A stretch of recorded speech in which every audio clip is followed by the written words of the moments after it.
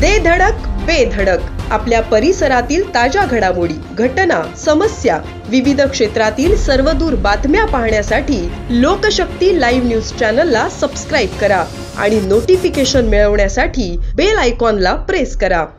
Uran railway स्थानकासमोर शनिवार दिनांक 6 April रोजी रात्री 11 वाजता क्रेटा कार चालक जय चंद्रहास घरतने भरधाव वेगात दुचाकीला धडक दिल्याने पती पत्नीचा मृत्यू झाल्याची दुर्दैवी घटना घडली होती। कार चालक जय घरत हा नशिली पदार्थांचे सेवन करून नशेत असल्याचे घटनास्थळी उपस्थितांकडून समजते।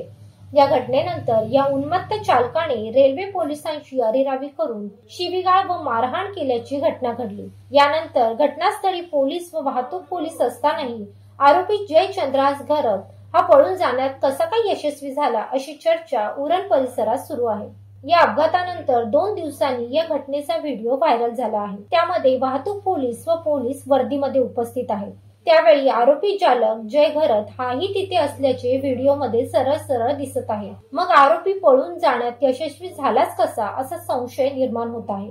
मिळालेल्या माहितीनुसार आरोपी जय घरत याचे वडील हे स्थानिक भाजप आमदाराच्या मर्जीतील असल्याचे समजते। यावरून पोलीस अधिकारी मॅनेज झाल्यानेच आरोपी जय घरत यास पळून जाऊन दिले असल्याची चर्चा नवी मुंबई व रायगड जिल्ह्यात सुरू आहे। आरोपीने नशिली पदार्थांचे सेवन केल्याचे उघड होऊ नये म्हणून त्याला पळून जाण्यास मदत केली असल्याचे समजते। या अपघातात 2 जीवांच्या मृत्यूस कारणीभूत ठरूनही चालक पोलिसांसमोरून पळून गेल्याने पोलिसांची प्रतिमा नवी मुंबई व रायगड जिल्ह्यात मलिन झाली असल्याची जनतेत चर्चा सुरू आहे। आरोपी जर जखमी असेल तर त्याला पोलिसांनी ताब्यात घेऊन दवाखान्यात दाखल करणे आवश्यक असताना परस्पर त्याचे मित्र किंवा इतर जण कसे काय घेऊन जाऊ शकतात।